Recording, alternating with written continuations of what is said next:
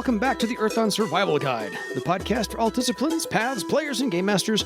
With your questers, Josh and Dan, I am Dan. I am Josh. And on today's podcast, we will be discussing all things nautical and quizzical, because we have a couple of emails to get to first. So if you have any questions for us, please drop us a line at edsgpodcast@gmail.com. Yes. So, email number 1. We have a quick one here. It's a little quickie from Andy, and that rhymed on purpose. Hi, guys. Just listened to the Horror Constructs Part 3, and a question springs to mind. Can Life Circle of 1 stop a horror netherwalking to you, or does it just block it on the physical plane? It blocks both. I double-checked this with Morgan, but I thought that was probably the case that it would block both, because as a spell, it actually does exist in astral space as well as the physical. So it would provide an effective barrier to an astral horror trying to cross into the space. Fair enough. Second question. Can it be used in reverse? Can you trap a horror in Life Circle of 1 once it is inside it? Thanks, Andy. No, you can't trap a horror inside Life Circle of 1. That is not what it's designed to do. For that, you need Restrain Horror. Oh, there you go. Which is a specific spell or talent that does that. Well, if it's made to do that, then yeah, use that. Yeah. Just saying. Life Circle of 1 prevents entry into it, but it does not do anything to prevent something that is inside from going out. Fair. There is an entirely separate power that does that. Fair enough. Okay, we have a longer email here from Scott, or Ike. Whichever one. He goes by Ike Eichelhorns. Greetings, Dan and Josh. I'm on episode 64 today, still trudging through the weeds of the past. I loved the episode talking about Death's Sea, as I never had a chance to game master that far into bar save. But I have hope that my current group will. Great history on the sea, but you didn't share what effect or reason for binding death under a lava ocean. Where can I read more about this? There is the legend about it in one of the early books, and I cannot now recall right off the top of my head. It would have made sense if I had actually thought to look that up. No, because where I found it was in the Game Master's Compendium from Red Brick, and so everything was in there in one shot. So just look up Death's Sea in there if you have it. Yeah, if you've got access to that. That would have come from somewhere else, and it's not in one of the Legends books because you've read all of those. Most of those. No, it's not in those. It might be in the actual Earthdawn Survival Guide. I think you might be right. Hold on. Yes. Yeah. The first edition Earthdawn Survival Guide, after which this podcast is named. Absolutely. Page 64. Nicely done. The Imprisonment of Death. That is where you would find it. It's a sort of like 2 pages, but yeah, essentially, at least according to that legend, Garland asked her fellow passions to help her seal death away because they did not like that people died. Mm-hmm. Basically. Yeah, essentially. There's more to it than that. It's a much better explanation in there. Yeah, like I said, it's like almost 2 pages in terms of what goes on. And it kind of addresses a little bit the consequences and whatnot. But of course, that is just the legend. The actual truth of what transpired and the reasons and stuff like that is ultimately left up to your own devices. Yeah. And by the way, if you don't have that book, it's on FosseGames.com, correct? Yes, it is available through the website at FosseGames.com. Sure. At the shop there. It is also available at Drive-Thru-RPG if for whatever reason you've already got sort of like a library built there and you just want to have everything all in one place. Totally. Back to the email. A few episodes ago, you were looking for ideas on how to spread the word about ED. Not that ED, or the other one, and I had an idea. But I was waiting to get through the episodes to get on the current timeline to see if you had received a good idea. I can't wait that long, and since I'm getting old and forgetfulness comes with that, oh, wait, what was I saying? My group is still moving through Mists of Betrayal, as I only get to play once a month. I'm altering the story a bit and also converting it to 4th edition. There are some huge balance differences between the editions, but it is good, and we are having fun. However, my Orc Beastmaster player, Zai, desperately wants to train a pet. I ran him through a downtime adventure to get a Felux kit, nearly killed him so that he understood how dangerous that is, and then had Garisha from Haven take it from him since he didn't have a chance of taming it as a novice. So he agreed that he would get a hawk. But then I could not find a single stat for common creatures like that. Rabbit, squirrel, nothing. I looked at everything I have for 1st and 4th edition. So do those things not exist in Bar Save? Or what do I do for a novice Beastmaster that is looking for a furry friend to cuddle at night? So things like rabbits and whatnot, there aren't any stat blocks for them because they aren't something that would really end up with a stat block. There is not a hawk, but there is a falcon, I believe, as a stat in the... Something like that. Let me double check. You've got, like, a common domesticated cat. Yeah. You've got... There's an eagle, Game Masters 4th edition 279. I thought there was an eagle in there somewhere. There is also a falcon, 283. Either of those would be sufficient. Your hawk. You could just use the same stat block and say it's a hawk instead. Yeah. I would be inclined to use the falcon stat block as a hawk rather than the eagle. Yeah. But either would be fine. You're not going to offend any falcons doing that, so. I mean, the falcon is geared is a first circle opponent and the eagle is second. But yeah, I mean, what you can do is actually on the Earthdawn Guild on Facebook. Yeah. Somebody just recently, like today or yesterday, uploaded a file. It was a list of all of the suitable as animal companions. For a novice Beastmaster, I would say it's fine to take anything that is like rated as a 1st or 2nd circle opposition. In opposition, like if you look at their stat blocks. The regular creatures like that are all kind of mixed in with the other creatures in the GM's guide. Would not surprise me if there is also a list on Morgan's blog. Let me take a look. Because I know Morgan's got a bunch of lists. Yeah. Okay, he's got a list of the creatures by challenge rating. And so you can... by category and then by circle within that. So if you go to Panda Gaming Grove and click on the creature list, it'll pull that up and it'll like show you all of the creatures and where they are listed. Any kind of novice, circle 1, circle 2 creature, all of those are listed there. And then you can look at the stat block where it points to where it is, some of which are actually on Morgan's blog there. And then if they're suitable as an animal companion, then you could use that. So, yeah, that's something that you could do. Look at that. 2 long lists of resources. Yeah, and I know Morgan also has a list of creatures by habitat, but that won't really help you out any better in that regard. But yeah, those are places you could look to find a list, and then the list on Morgan's blog will give you the book and page number that the creature appears in so that you could look at the stat block in the description and see if it's suitable as an animal companion. Cool. I like it. Back to the email. Oh yeah, ambassador programs. You could hire ambassadors to attend local or not too distant gaming conventions, game shops, etc., and help spread the greatness of Earthdawn, and why it is so much better than that Hasbro kitty toy, mainly because they don't know any better or have been given a better option. You could pay, air quotes, these ambassadors in tchotchkes, patches, whatsits, doodads, a signed headshot of EDSG podcasters, unique adventures that take an hour or 2 to run in a con setting, pre-made character sheets, basically a flyaway kit to spread the word, and they could earn points for each event they attend or store they visit, and eventually win enough points they could send away to FASA Games for the X-Ray Spectacles, Death's Sea Monkeys, or a special edition leather-bound rule book. Love you guys still, but I'm still stuck in the past. So I hope you are still cool in the future. He's assuming we were cool to begin with, but we're podcasters, so we're gonna go with that. Thank you, Scott. Very much so. So we don't have any kind of formal street team or rewards program or anything like that is set up. We are, generally speaking, and I can't obviously address any specifics, but generally speaking, are happy to offer support to people who are looking to run games at conventions. Obviously, for conventions that we don't go to, there's not really much that we can do. But if you are not on the Discord, maybe join the FASA Games Discord. Yeah.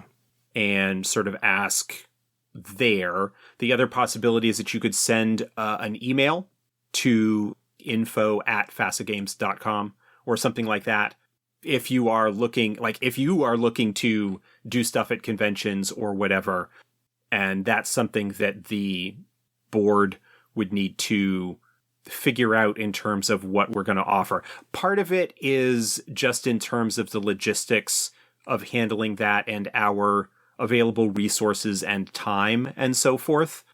So certainly if that is something that you or anybody else is interested in doing, absolutely feel free to reach out to us collectively.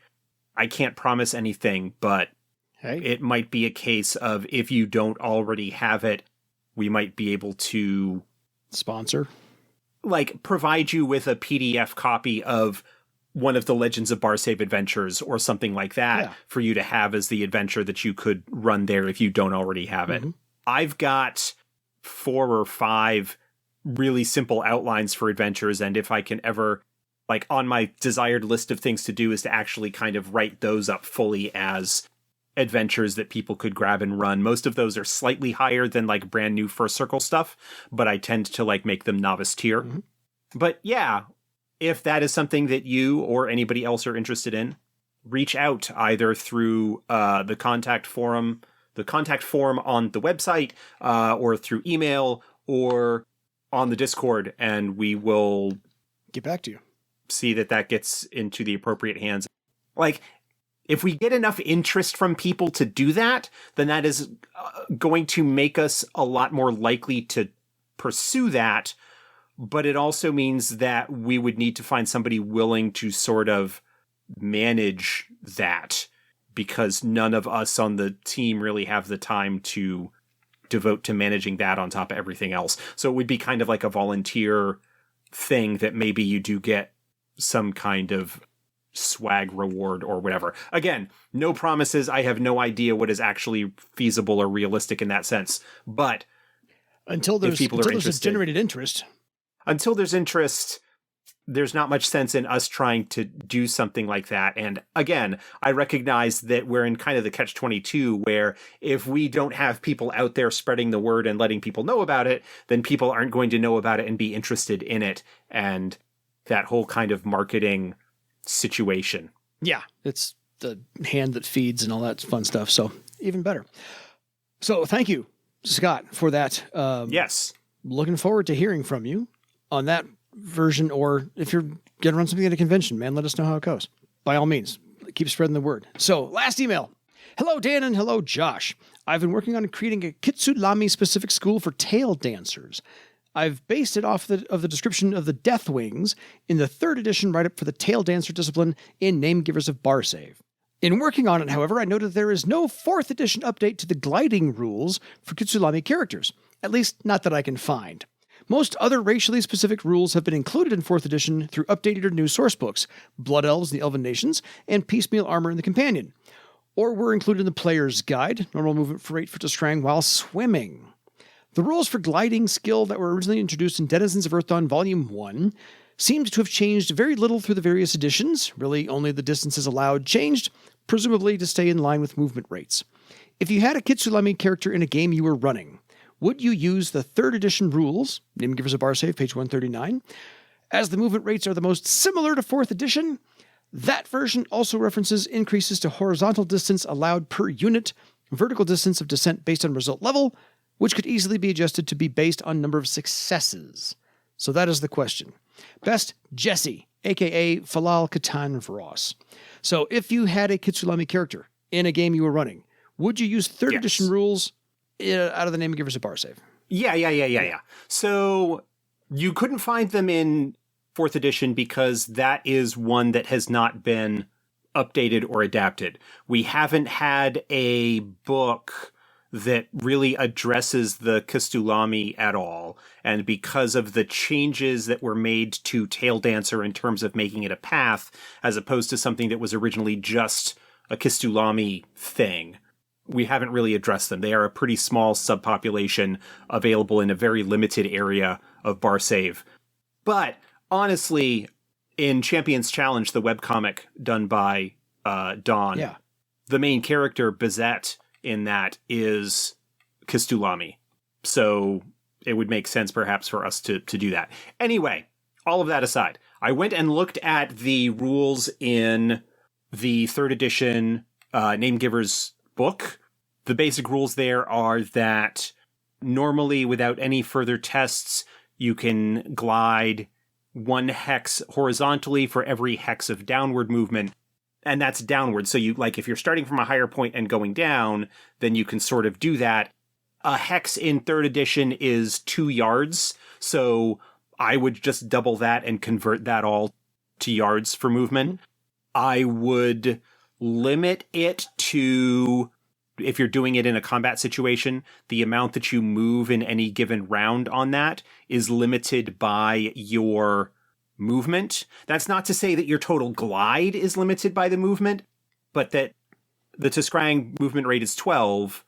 If for some reason you were high enough that you could glide more than 12 yards, then it would take you multiple rounds to do that.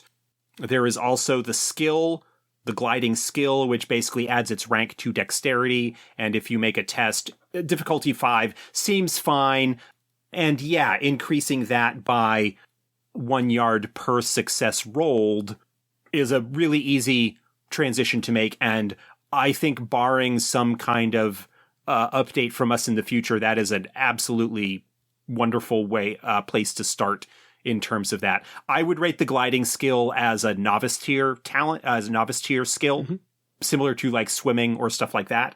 So you'd be looking at, 200 legend for rank 1 and going up from there. And the same restrictions, like you can't combine it with other things that might alter movement and whatnot. So yeah, stuff like that. I didn't see anything in the rule book that struck me as being especially problematic in terms of updating that way. Fair. Perfectly adequate place to start. No problem with that whatsoever. So thank you one and all for emailing us. We appreciate all the questions we get because it helps everybody play the game better. So if you have one of your own, if you've never contacted us before, or you want to give us your 27th email, we'll take either one. EDSGpodcast@gmail.com. There you are. On to our nautical portion of the show. This is, again, part 4 of our Serpent River deep dive. Haha, pun intended. This is House Ishkarat, or otherwise known as the House of the Wheel. Their identification is a red wheel on a white background, so they are in complete contrast to everybody else who's usually using like watercolors or greens for lizard skin. So this is completely red and white. It is vastly different from everybody else, so you should not be able to miss these at a distance. The House of Ishkarat dominates the north reach of the Serpent River, kind of where House Syrtis stops at Caer Eidolon, and House Ishkarat is west of that all the way up to Iopos, pretty much. Yeah, and their Gadonia for House Ishkarat is an obsidian ritual dagger. So it's black glass and really pretty. There's a picture of it in the back of the Serpent River sourcebook as a actual item. And because they go all the way up to Iopos, they are closely allied with the Denairastas clan there as well. So that's just the introduction. Yeah. One of the important things to note about House Ishkarat, compared to the other 3 Aropagoi that we have discussed thus far on the show, Katention, Vestrimen, and Syrtis, House Ishkarat was unknown prior to the Scourge. There are some theories about where they originated from and how they might have been the result of villages in the north reach of the Serpent River banding together the same way that the other Aropagoi kind of originated. But there are no records of Ishkarat vessels or House Ishkarat prior to the Scourge. They showed up not long after the Scourge, and the early encounters with them were all sort of aggressive in nature. Anybody that sort of encountered them would get fired upon by their vessels. And so generally, there was not a whole lot that was known about them. And so they kind of appeared after the Scourge and started taking over the villages and settlements along the north reach of the Serpent, particularly up and around Lake Vors, which prior to the Scourge had traditionally been House Syrtis territory. And basically overtook the House Syrtis Nial Maratha. And from Syrtis. Yeah. wiped them out, more or less, just in terms of their aggressiveness and so forth. Yeah, remember when we talked about House Syrtis and how the Maratha Niall left House Syrtis? Well, they got kicked out of House Syrtis, despite the fact that they had been asking for help because of the aggression of House Ishkarat. The Grand Council, the House Chamber, whatever it's called, of House Syrtis, twiddled their thumbs and didn't do anything until it was too late, and then blamed them and said, you're all kicked out and none of you can ever be a full Gadoinia of the house anymore. Tough. Mm-hmm. So it's your own fault that we didn't help you. Something like that. So yeah, Ishkarat, to Josh's point, their origins shrouded in mystery. It was never determined if there's an ancient Northreach village known as Elesco. They're not sure if Ishkarat was formed there or, to what Josh said, just a gathering of all the other villages. So not entirely sure. But yes, they did eventually spread east of Lake Vors and took over everything they could from Syrtis, because that's who else controls the other part of the Northreach. And the Iopos agents kind of rode the coattails of House Ishkarat as they were expanding and taking things over. And they used the influence of Ishkarat to therefore undermine the Throlic influence in all the villages that they came across as well. So Iopos really kind of played second fiddle to Ishkarat, letting Ishkarat be the bad guy. But then Iopos came and, did their dirty work afterwards as well. Syrtis did try negotiating with these, I don't know, lack of a better word, pirates, terrorists, take your pick. But Ishkarat had no desire to have their annexing takeover power or Bakshivas limited. So they have always sought full autonomy, and Ishkarat therefore freely, openly ignores the free trade compact. Yes. They're still doing what they want to do. They don't care what anybody else says. So, being a new Europagoi, they were not involved really at all in the situation that resulted in the Free Trade Compact in the first place. And they were isolationist and so forth. And any time that anybody has tried to negotiate or work with them, they have performed skullduggery and double talk and betrayal and backstabbing, and basically taking that opportunity to be aggressive and to take advantage of perceived weakness and stuff like that. The Maratha Niall, thought that there was a chance for negotiation. The delegation from House Ishkarat arrived, and basically they were all swordmasters and took the leadership of the Maratha Niall hostage and held the fortress against the house until Ishkarat warships arrived, where they then proceeded to give everybody a sound drubbing and took over the Maratha's headquarters, and it is now sort of established as their base of operations currently. Yeah, under the auspices of it was supposed to be a peace treaty signing. We'll see your peace treaty and take you hostage. And that action finally spurred House Syrtis into action, and also concerned Bloodwood. Because if Ishkarat continued to expand east beyond Lake Vors, if they got to the mouth of the Mothingale River, then there would be nothing that would necessarily stop them from sailing their riverboats up into the Bloodwood and starting to wreak havoc there, and cutting off the one sort of trade outlet that the Bloodwood has down the Mothingale River. Everywhere else. And everything from there. Fortunately, House Ishkarat didn't really press their advantage at all after taking Lake Vors. And so there was enough time for the elves and House Syrtis to form an unlikely and surprising alliance to reinforce things at Eidolon and prevent further expansion. And they defeated House Ishkarat at a battle there, which has kind of, for now at least, put the kibosh on Ishkarat expansion, though they continue to sail their vessels anywhere that they like on the Serpent River, because while they do not adhere to the principles of the Free Trade Compact, their feeling is if we can sail vessels somewhere, then we can, and we will do what we want. And if we want to attack other vessels or raid villages or take bakshivas from whatever, then we're going to do it. Yeah, we'll do it.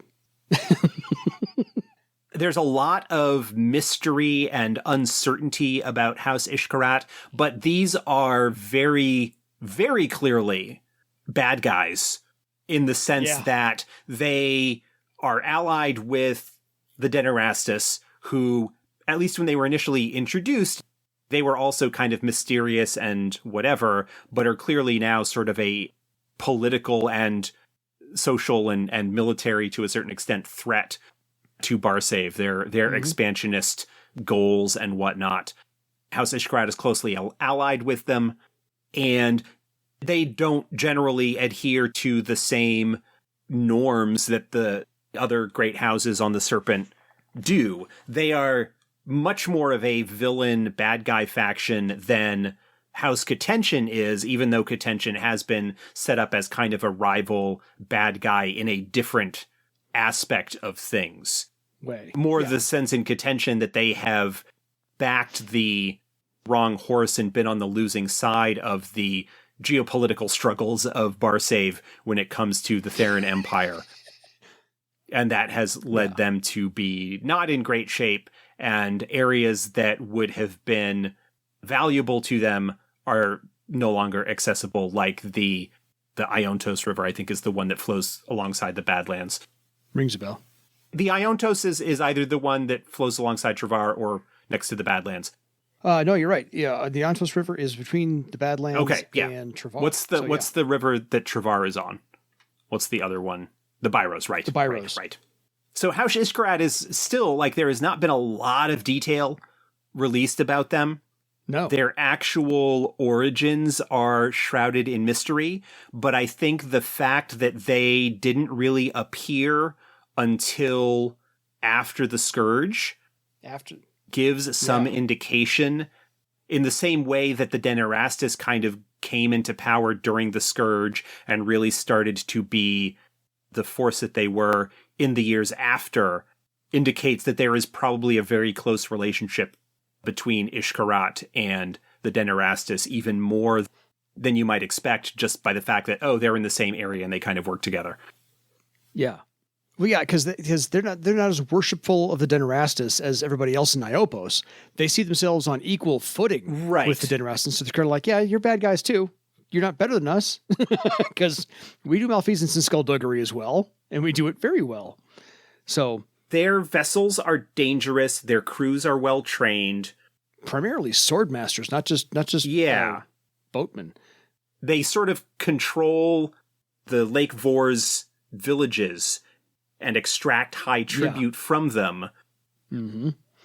Oh, and loyalty. If you don't do what they say, if you don't agree with what they say, they will execute you. They're not there is nothing really known about the Shivalahala of the Ishkarat, if they even have one. Fair. Again, because their background and whatnot is all very shrouded in mystery and whatnot. They're pretty cool. Like, in a bad guy kind of way. Like, yeah, in that bad guy These are way. the bloodthirsty pirates that you generally don't want to deal with. Yeah. And that's basically it. Like, that's all of the information that's in the Serpent River, is that these guys kind of showed up. Pretty much. And they are vicious and dangerous, and only the more powerful Aropagoi warships really stand a chance fighting against them. And while they are mostly contained to the North Reach, you will have raiders and vessels that might be able to slip past Eidolon and get into lower stretches. But for the most part, they're somewhat contained. Yeah, because what they do to do that is they regularly disguise their boats as independent factions, so they can travel that part of the Serpent River. So they're pretending that they're not Ishkarat when they're really Ishkarat. So that's more. Yeah, the fact that they practice quite a bit of skullduggery and betrayal and whatnot is very similar to the way that Iopos and the Denairastas operate. which leads me to an unconfirmed, but the way that I kind of view them in my head. Spoilers potentially here, like in terms of other information, where the Denairastas are offspring, descended from the Outcast. I suspect that there is a very strong connection between the Outcast and House Ishkarat as well. That House Ishkarat is another of the Outcast's pawns in his game against the other great dragons of Barsave. There's a third playing piece that he has as well, and that is the Firescale Trollmoot in the Skull Mountains, which is also in that area. Region. So that is my theory, that the Tiskrang and perhaps the leadership of House Ishkarat could very well be Tiskrang Dragonkin of the Outcast. I could so see that being the Shiva Lahala. Well, they may not even have a Shiva Lahala in that sense. That may be something that is sort of assumed because that's how Tiskrang work, but they could very well be that they are simply the villages or Tiskrang that were taken in by the Outcast and raised up and are as devoted to him, in a sense, as the Denairastas themselves are. Yeah, totally. I can see that. One other thing that is kind of interesting, and it's not addressed in the Serpent River book, but because of the connection between the Denairastas and House Ishkarat, is what it potentially means with regards to everything in the North Reach and the potential threat that could be posed if the canal that the Denairastas have been working on to connect Iopos itself to the Serpent, what that could mean if / when that gets completed, and what kind of increase in whatever threat level might take place when it comes to the combined powers of the Denairastas and Ishkarat. Yeah, what kind of alliance is formed? Well, again, I suspect that there is an alliance of sort already there. It's just a matter of what is it that is going to be allowed to be brought to bear, or is able to be brought to bear, with the Denairastas getting better access to the river that is not necessarily already available as a result of their alliance or their close relationship with House Ishkarat. Yeah. Because when Ishkarat took over the Fortress Isle, they basically refortified that into a citadel now on Lake Vors, therefore causing the House Syrtis and the Elven High Court to build a fort at Caer Idolon to oppose the Ishkarat. So it's the escalating arms race now on the river as well. So they have 2 fortifications there. But otherwise, there's not a whole lot about the Fortress Isle. So Game Masters. Yeah. Here's one other idea. And again, this is not confirmed. This may or may not be what was intended. But tying back to our first episode in this series, talking about House Contention, remember that there were 2 entire Nials that vanished from House Contention during the Scourge. And it might be an interesting thing to explore if that's something you're interested in, the possibility that those Nials or one of those Nials were actually taken by the Outcast, and that's where House Ishkarat has come from. Started from. Ooh, nice. That's an idea. Again, not official, unconfirmed, but like connecting threads here with the other things. No, we got some cool ideas. That's not what I would do, because I have a different idea in terms of where they went and what happened to them. But that is an interesting idea that perhaps you could play with in terms of connections and the greater game that's going on at that higher level amongst the great dragons and whatnot. Totally. No, I like both of those ideas. Take them and run. Yeah, so a little quick thing on Lake Vors. Since we've covered everybody else's main house, and the Fortress Isle doesn't have a whole lot, Lake Vors is otherwise known as Lake Deep. That's how it's translated. So Vors means deep in Tiskrang. It's 20 miles wide east to west and 1,000 feet deep at its center. Near the western shore is the massive rock pillar that is basically the foundation of the Fortress Isle itself. This used to be, to what Josh said, this used to be the Maratha Nial, but no other information is basically made about it. So since it is a pillar, a rock pillar, envision, for you game masters out there who need to create this, because I would create this myself, a vertical castle that's also a fortress that is balconies and parapets and cannons and so forth and so on. So this would be a vertical challenge instead of a horizontal challenge as far as any kind of infiltration is concerned. But that's just me. Otherwise, there is a town that they have built on the northern shore, and this is on the bluffs ahead of it. So basically it's a cliff face, and that is, the town's name is Axelesco, which means New Alesco, because supposedly one of the legends is they were formed from the original Northreach town, Alesco. You know, make of that what you will, but at least you've got a sense of setting in there. And like I said, I think this is where the Game Master gets to have a little fun in their creation of the Fortress Isle and what that looks like. And you get to play with the Shiva Lahala if there is one. If there's not one, you get to play with the legend of how they were created, because Josh has thrown out at least 2 good ideas. And if you've heard us talk all day tonight, there's at least 2 or 3 other ideas in there you can use yourself as to what their foundations are. But do you really need their foundations? Because these are a perfect bad guy for. Right. These are going to definitely be something that is a danger that you will need to deal with, certainly in the Northreach of the Serpent. Like an added wrinkle in terms of the difficulty when it comes to dealing with northwestern Barsave and the control that the Denairastas and House Ishkarat have over that territory.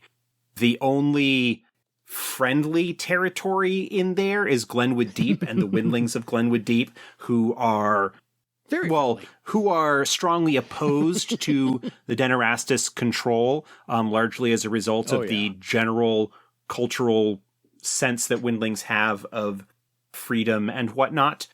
Yes. And so there is guerrilla operations, or that is a place that folks who are operating in northwestern Barsave working against the Denairastas in some capacity, kind of like a Robin Hood in Sherwood Forest, perhaps, kind of situation. Maybe not quite the like rob from the rich, give to the poor, but just having that as a base of operations that you can stand up to the man, work against the tyranny in that area, and perhaps be able to retreat to it, because obviously the forest itself is not a place that the Descrying Riverboats are going to be able to go. And the Windmasters of Glenwood Deep and the various other adepts and individuals there probably make it very difficult for unwanted individuals to infiltrate very deep into the forest. Totally. By the way, if anybody's curious or wants more information on the Ishkarat, there's a couple of adventure hooks and some uses of Ishkarat NPCs in the Empty Thrones campaign book. So I did look them up. Yeah, there's not a lot in terms of that's given in terms of like background detail or origins or anything like that. Nope. But anything that's involving the Denairastas, especially if the Serpent River is involved, is going to involve the Ishkarat to some extent or other. Yeah, so they're in there to use as foils, adventure hooks, or NPCs that are in the adventure you're using, whatever the case may be. So don't forget about them. They're there. Yeah, and as mentioned, the Ishkarat like to disguise their vessels as independent traders to slip past the defenses at Eidolon and go cause potential problems elsewhere down the river. So they are not likely to go after any of the major settlements. Like they probably wouldn't go against the Cliff City. No. Or the Floating City or anything like that. But they would be the type that would certainly ambush trading vessels from the Aropagoi or raiding small villages or whatever to just generally cause problems along other stretches of the Serpent. Absolutely. So they're just there to wreak havoc anywhere they can. So they could pop up, to Josh's point, anywhere along the Serpent in case you just wanted to have a foil. Use House Ishkarat. Why not? Because they won't announce their House Ishkarat, maybe at all, even if under fire.